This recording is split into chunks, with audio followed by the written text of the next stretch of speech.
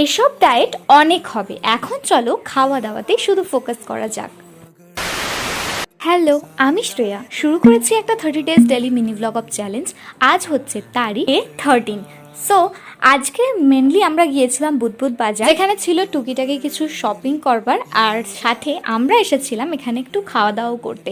তো ছোটদি আমাকে যেহেতু এদিন ট্রিটটা দিয়েছে, ও আমাকে নিয়ে গেছিলো এই সুরুচি বলে এই রেস্টুরেন্ট। যেহেতু সন্ধ্যাবেলা গিয়েছিলাম তাই স্ন্যাক্স আইটেমই চুজ করতে হতো, আর আমি খেয়েছিলাম এই এগ চিকেন রোলটা, যার প্রাইস ছিল মাত্র 60 রুপিস, আর এটা আমার ভালো লেগেছে। আর তারপরে ছোটদি গিয়েছিল একটা ব্লু লাগুন নিতে, যেটা মকটেল কাউন্টারে একেবারে লাইভ বানানো হচ্ছিল, যেটা আমার একেবারে ওকে ওকে লেগেছে। আর এইদিকে এই দিদি কিন্তু আমাদের খুবই পরিচিত হয়ে গিয়েছে, কেননা ছোটদি ভাই যেহেতু এই লোকালে প্রচুর রাইড করে, ছোটদিকে দেখেই উনি চিনতে পেরেছিলেন এবং এসে নিজে থেকে অনেক গল্প করেছে। আমরা এখানের ফেমাস প্যান ফ্রাইড মোমোটা খেতে গিয়েছিলাম, কিন্তু এখানে গ্যাসের অভাবের কারণে একেবারেই মোমো বন্ধ হয়ে গিয়েছে, তাই আমরা নিয়েছিলাম এই চিকেন পকোড়াটা। এটা ওইখানকার স্টাফ দিদি আমাদেরকে সাজেস্ট করেন, আর সাজেশন তো ওনার নিতেই হতো। এটাও বেশ ভালো ছিল, মাত্র 80 রুপিস পড়েছিল। So that's it for today. কেমন লাগলো ব্লগটি জানিও। বাই।